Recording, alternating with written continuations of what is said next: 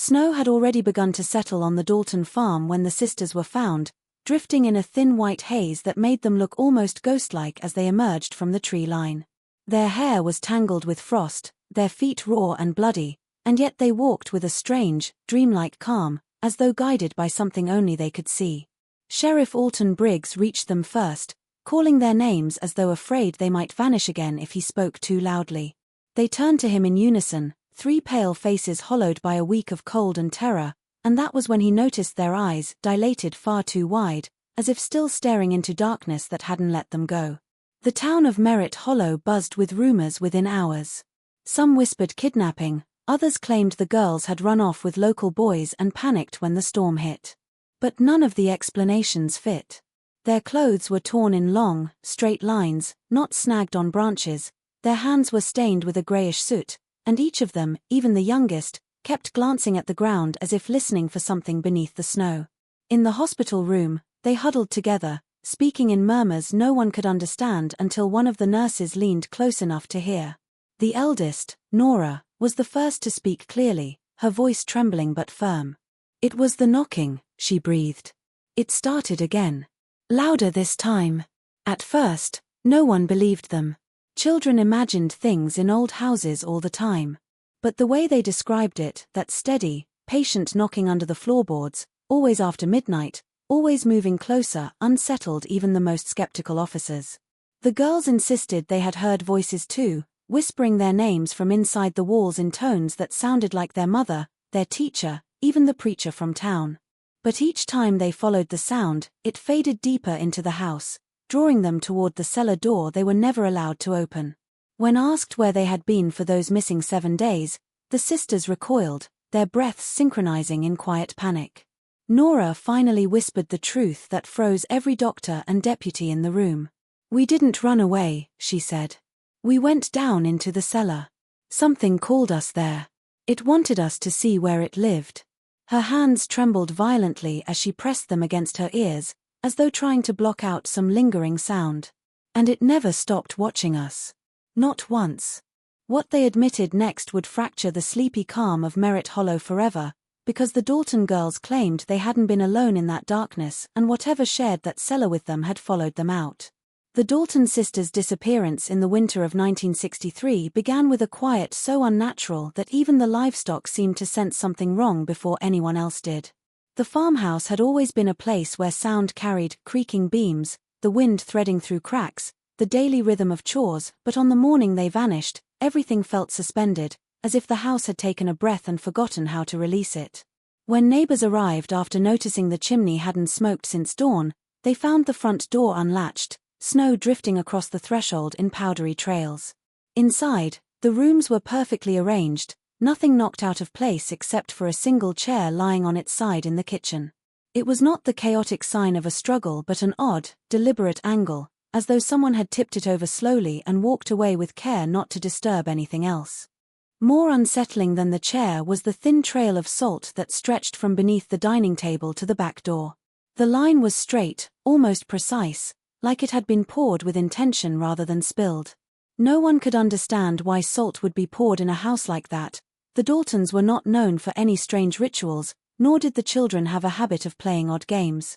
The trail led directly outside into the snow, where it vanished in the wind like it had never existed. Yet the lack of footprints was even stranger. The yard was untouched, no indentations or signs of a hurried escape, no marks indicating the girls had run barefoot or been dragged away. It was as if they had stepped into the cold air and simply dissolved. Inside their shared bedroom, the beds were neatly made, pajamas folded on the small wooden chest, and the faint smell of lavender soap lingered in the air. Their coats still hung by the door, scarves neatly looped on hooks, boots lined in a row with their toes pointed toward the wall. Everything suggested they had expected a normal day, yet the silence of the farmhouse said otherwise. Investigators searched for signs, broken windows, forced entry, anything that might hint at someone entering during the night, but nothing was found. The only disturbance was that quiet, inverted chair and the trail of salt pointing toward the woods behind the property. The disappearance was immediate, absolute, and without logic, leaving behind a home frozen mid-breath and a community that would spend years trying to make sense of how 3 girls could vanish without leaving a single human trace behind. A full week after the Dalton sisters vanished, just when the town had begun to accept the grim likelihood that the girls would never be recovered, a pair of hunters spotted 3 small figures emerging from the dense pine woods miles from the farmhouse. At first, the men thought they were seeing mirages caused by exhaustion and the biting cold. The girls moved slowly, almost in a drifting, dreamlike procession, their steps deliberate and strangely synchronized. They wore the same clothes they had disappeared in, but the fabric hung in tatters, sliced cleanly in straight, unnatural lines rather than ripped or snagged by branches. The snow around their bare feet was streaked with faint trails of blood, yet their faces held no expression of pain or urgency. Instead, they looked distant, detached from the world around them, as though they were still walking inside whatever nightmare had taken them. When the hunters called out to them, the girls didn't react at first. Their eyes were unfocused, staring past the men and through the trees as if searching for something that hadn't followed them back. Only when one of the men stepped directly into their path did the sisters blink and pause, their heads turning toward him with slow, eerie precision. There was no relief in their expressions, no recognition that they had been found. Instead, their gazes carried the empty depth of someone who had traveled far beyond the safety of the waking world and had not fully returned. Sheriff Briggs arrived shortly after, breath steaming in the cold air, his voice soft as he spoke their names. The girls turned toward him with a kind of mechanical obedience, their shoulders trembling, but not from the winter wind. Their lips were pale and cracked, but they said nothing, not even when wrapped in blankets and lifted into the sheriff's car. The youngest clutched a handful of dirt so tightly that her knuckles turned white, refusing to open her fist even when coaxed. No one knew why she held it or how long she had carried it, but it seemed to matter to her more than anything else. The strangest detail of all was the absence of frostbite, hunger, or dehydration, conditions expected after a week in the woods during a harsh winter. Instead, they showed signs of deep exhaustion and shock, but their bodies were in far better condition than they should have been. Doctors believed they must have found shelter somewhere, yet the girls offered no explanation, not even when spoken to gently in the warm, bright hospital room. Their silence was heavy, deliberate, as though whatever they had endured still clung to them and would punish them if they dared to speak. In the first hours after the Dalton sisters were found, doctors and officers tried to coax even the simplest explanation from them, but the girls remained wrapped in a strange, synchronized silence. It wasn't until the second night in the hospital after the sedatives had worn off and the storm outside began to rattle the window panes that the eldest finally spoke. Her voice was barely more than a breath, cracked and uneven, as though unused for days. She didn't begin with where they had been or how they had survived. Instead, she spoke of something that had started weeks before the disappearance, something she claimed the adults had dismissed as nightmares or childish imagination. She called it the knocking under the floorboards. It began quietly, she said, like someone tapping a fingernail against wood far beneath the house, faint enough that she thought she had imagined it. But the sound grew stronger each night, always after midnight, always steady, never rushed or frantic. The sisters would wake at the same time, sitting up in their beds with blankets clutched to their chests, listening to the rhythmic tapping rise from under the house. They told their mother once, but she brushed it off with a tired smile and said the old pipes made stranger noises in winter. Still, the girls insisted it wasn't the creak of settling beams or the groan of expanding wood. This was deliberate, patterned, like someone trying to get their attention from beneath the floor. The tapping eventually shifted locations, moving from one side of the house to the other over the course of the night. Sometimes it came from directly beneath their bedroom, other times from the kitchen or the narrow hallway leading to the cellar door. They began to notice it responding to them. When they whispered to one another in their beds, the knocking would pause, as though listening, then resume with a slow, patient rhythm. The youngest claimed she heard something else accompanying the sound, a faint dragging, like fabric scraping against stone, but her sisters didn't believe her at first, thinking fear had woven imagination into the noise. Eventually, the knocking grew bold enough to echo through the rooms. Household objects rattled lightly on shelves, and small dust clouds would drift from the seams between the floorboards when the tapping grew especially strong. The girls tried to ignore it, burying their heads under pillows, but the noise seemed to sense their fear. It adopted an insistence that felt almost alive, pulsing through the house in a way that made the walls seem too thin, the floor too hollow, the night too awake. When the doctors heard this part of their story, they exchanged quiet looks, assuming trauma or delusion. But the girls spoke with the eerie calm of people stating a truth too deeply etched to question, and their eyes held the weight of children who had listened to something no one else wanted to hear. When the Dalton sisters finally began describing the strange events that occurred in the weeks before their disappearance, the authorities reacted with the same mixture of disbelief and impatience that small towns often hold toward anything that disrupts their sense of normalcy. Sheriff Briggs, though not unkind, was a practical man who had spent decades dealing with runaways, domestic disputes, and petty crimes. He believed there was always a human explanation behind every mystery. The girls' claims about knocking beneath the floorboards, voices whispering from inside the walls, and a presence that moved through the house with deliberate intelligence did not fit neatly into any report he had ever written. Doctors listened, nodding in a rehearsed, clinical way, while scribbling notes that framed the sisters' accounts as the product of acute stress, fear, or even collective delusion. No one entertained the possibility that the girls might be describing something real. Their mother, overwhelmed with worry and already frayed by the week of uncertainty, insisted that the children must have been influenced by stories, superstition, or exhaustion. Neighbors whispered behind closed doors that the Dalton girls had always been imaginative, prone to exaggeration and shared fantasies. That reputation, fragile and unearned, worked against them now. When they spoke of the knocking, of the patterns that grew more precise each night, their words were dismissed as attempts to justify their disappearance or to hide the identity of whoever they had run away with. Even the mention of voices, a detail they initially tried to leave out, was taken as proof that their ordeal had warped their perception. The more they tried to explain, the more the adults around them hardened into disbelief. Nurses murmured about trauma-induced hallucinations. A visiting psychologist suggested the girls may have encouraged one another into a shared narrative as a way to cope with whatever real event had frightened them.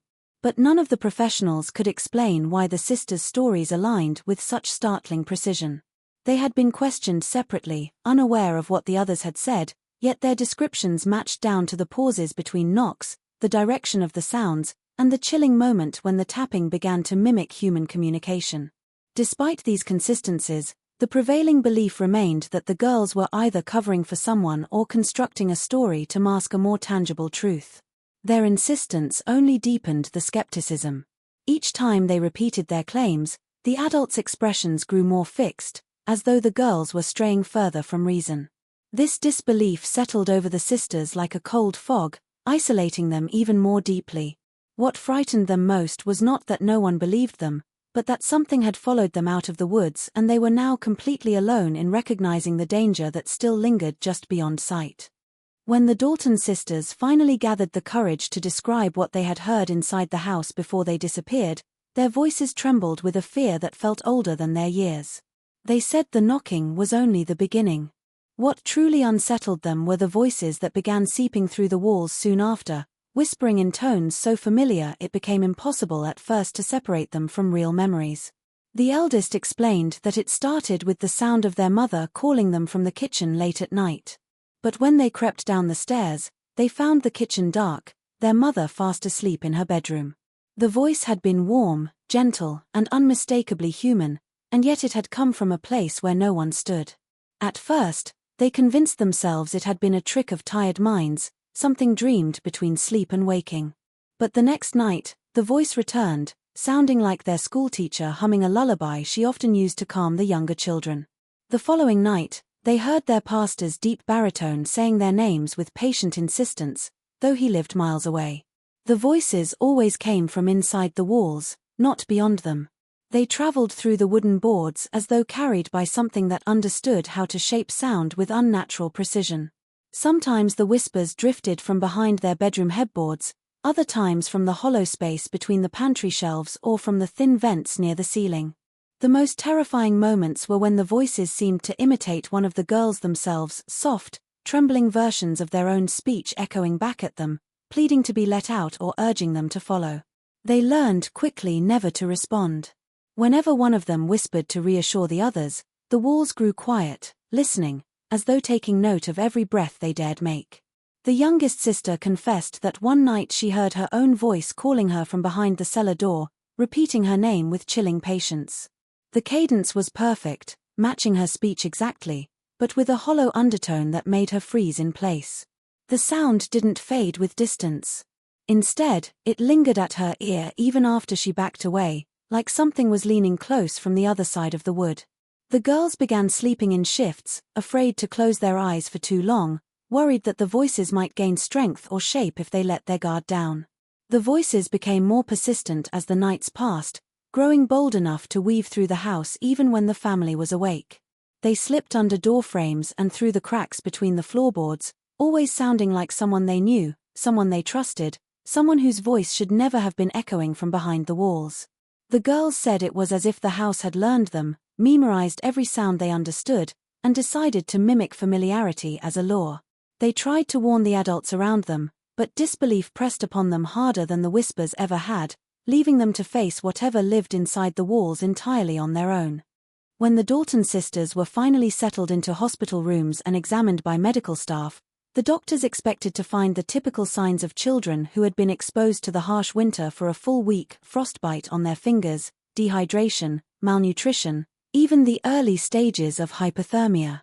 Instead, what they discovered made even the most experienced physician pause. The girls were exhausted, yes, trembling, pale, and weak, but their bodies did not reflect the natural toll of exposure. Their skin was cold to the touch, but not frostbitten. Their pulses were steady, their hydration levels strangely normal, and there were no signs that they had been starving. Something, or someone, had kept them alive. Yet the more the doctors looked, the clearer it became that the sisters hadn't simply wandered through the woods for days. They had been somewhere else, somewhere enclosed, somewhere controlled. Across their wrists and ankles were thin, symmetrical lines, marks that looked less like injuries and more like impressions, as though something had pressed against their skin for long periods of time.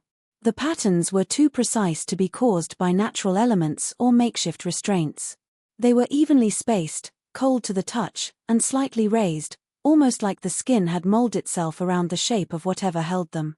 One doctor suggested metal, another suggested rope, but neither explanation accounted for the strange uniformity of the marks.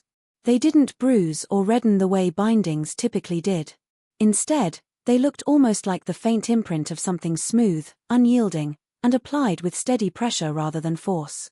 On the eldest sister's shoulder, the exam revealed a set of small circular marks arranged in a perfect half-ring. They were neither bites nor burns, and when the doctor touched them, the girl jerked back as if the memory of whatever caused them still lingered in her nerves.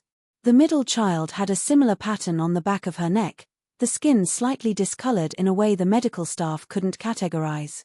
Photographs were taken, measurements recorded, but no one could agree on a cause.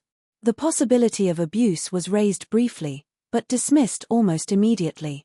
These markings were too neat, too consistent, lacking the uneven brutality associated with human violence. The girls' fingernails also told a different story. There were no scratches, no dirt trapped beneath them, no signs of clawing at bark or soil, as one would expect if they had wandered through the woods trying to survive. Instead, their nails were remarkably clean, as if they had been kept in a place where the environment never allowed them to dig, climb, or defend themselves. The youngest had a faint residue beneath her nails, grayish, granular, the texture of something between ash and powdered stone, something the hospital lab could not immediately identify. Despite the physical marks, the girls' vital signs showed stability. Their bodies had been cared for in ways inconsistent with abduction or runaway survival. It was as if they had been kept alive deliberately, watched over with just enough attention to preserve them, but without any concern for comfort or freedom.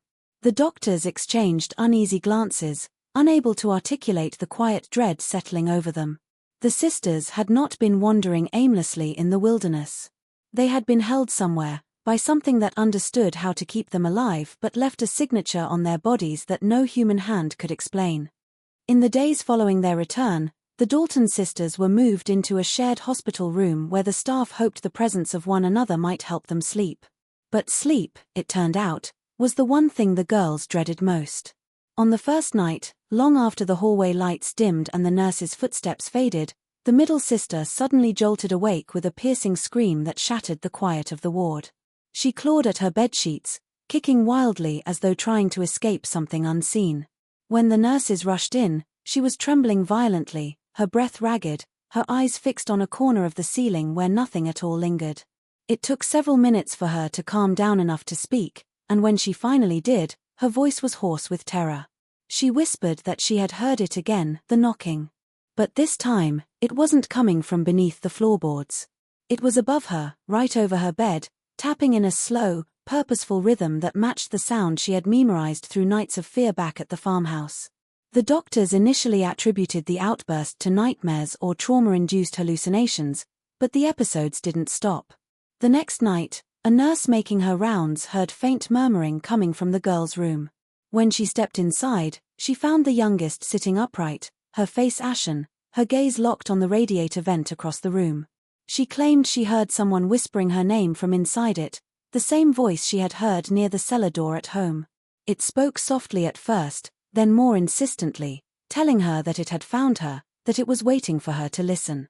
When the nurse checked the vent, she expected the rattling of loose metal or the hiss of heating pipes, but the unit was cold and silent, as if it had been off for hours. The girl insisted the whisper had stopped the instant the light flicked on. By the third night, even the oldest sister, who had remained the calmest during questioning, began waking in a panic. She reported a sensation of being watched, not by the nurses or the doctors, but by something that lingered just beyond the thin hospital curtains. She described feeling a cold pressure near her feet, like someone standing beside the bed and leaning forward, breathing softly against the blankets. What chilled the staff most was her insistence that the presence wasn't new. It was the same feeling she had sensed during the week they were missing, the same heaviness that settled around them in the darkness, the same quiet patience that had waited for them to speak, move, or make a mistake. The three sisters began refusing to sleep unless all the lights were left on, but even the brightness of the hospital room couldn't fully silence the sounds they claimed followed them. Sometimes they heard tapping on the window even though their room was on the third floor. Other times it was a faint dragging sound along the hallway floor outside their door, stopping directly in front of their room before disappearing without a trace. The staff tried to reassure them, but the girls' terror was unwavering. They insisted the knocking hadn't stayed at the farmhouse. It had followed them, searching for them, imitating the familiar voices it knew they would hear even in the deepest hours of night.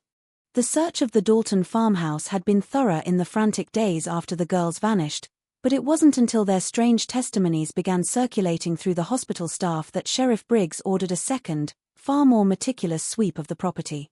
This time, investigators approached the house with a different mindset, not looking for evidence of a runaway or intruder, but searching for anything that might explain the unnatural details the girls described. The winter light was fading when one of the deputies noticed something unusual beneath the old braided rug in the hallway leading to the kitchen.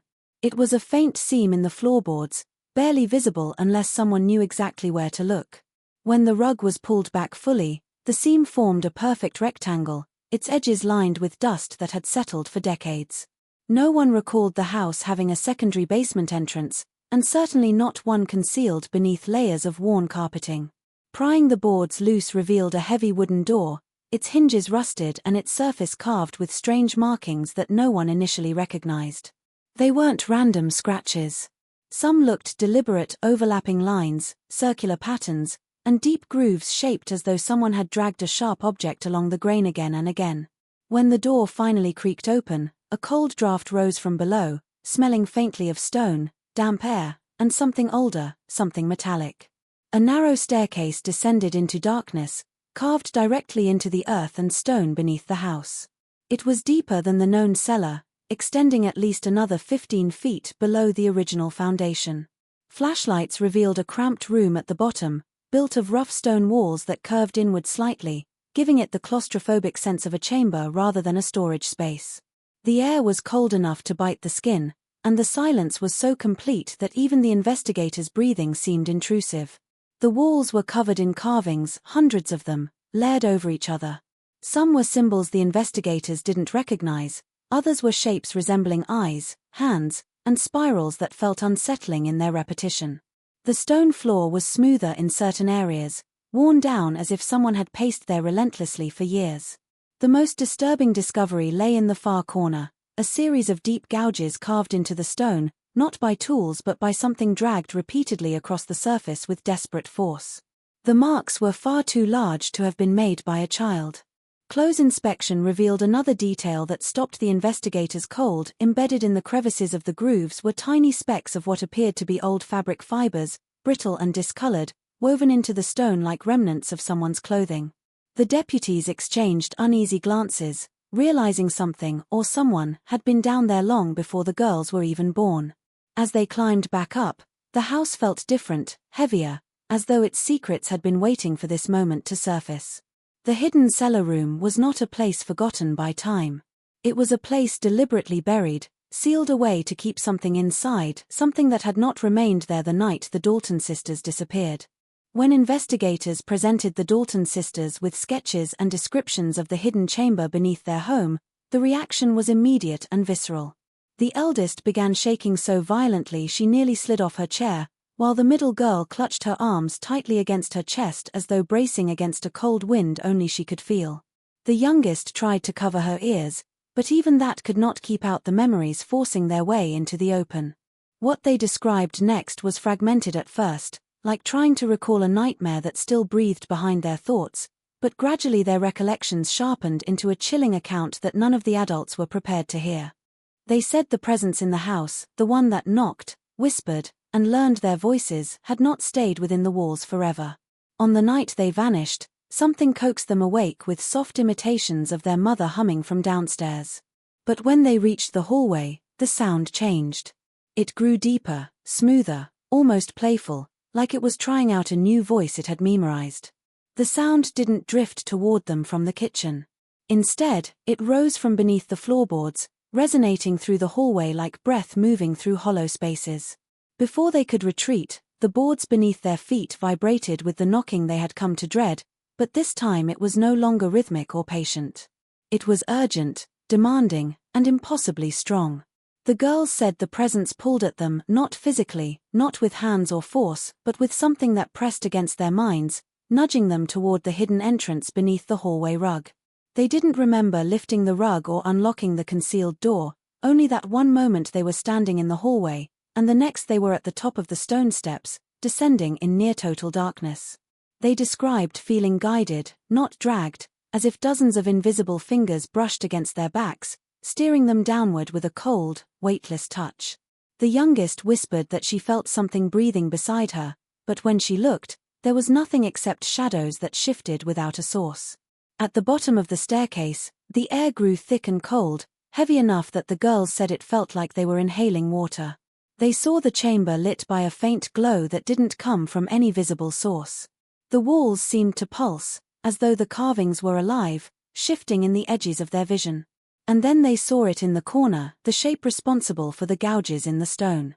They couldn't describe it. The middle sister added that the entity seemed aware of their every movement.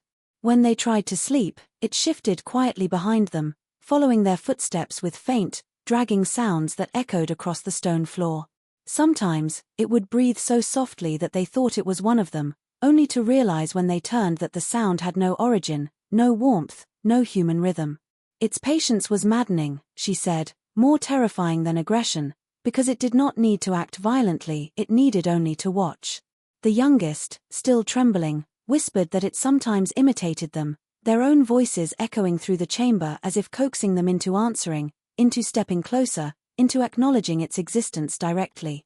But it never allowed itself to be seen fully, always just a shape bending in corners, a shadow stretching impossibly long, a motion too quick to track.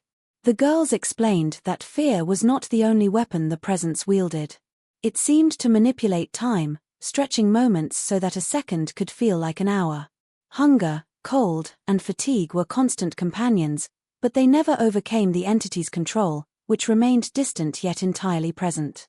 They said that the entity communicated in subtle ways, sometimes through whispers, sometimes through the vibrations in the floor, always testing, always observing. It learned how they responded to sound, light, and touch, and adjusted its behavior accordingly, never repeating itself exactly, but always maintaining a terrifying consistency that made it impossible to anticipate. When the sisters described the night they finally left the cellar, it was not with relief, but with a lingering terror. They claimed it allowed them to ascend the stairs, to leave the hidden chamber, but it followed them to the very threshold of the forest and into the snow, unseen yet unmistakable. Even in the cold, open air, they could feel it, a presence that waited patiently, knowing it had imprinted itself on their minds. The investigators, struggling to reconcile logic with the terror they witnessed in the girls' eyes, realized that whatever had inhabited that hidden cellar was no ordinary being, no human captor, and no imagined monster. It had been alive in its own way, intelligent, patient, and horrifyingly persistent, and it had not released them entirely, leaving its shadow to linger in every corner of their memories and every beat of their hearts.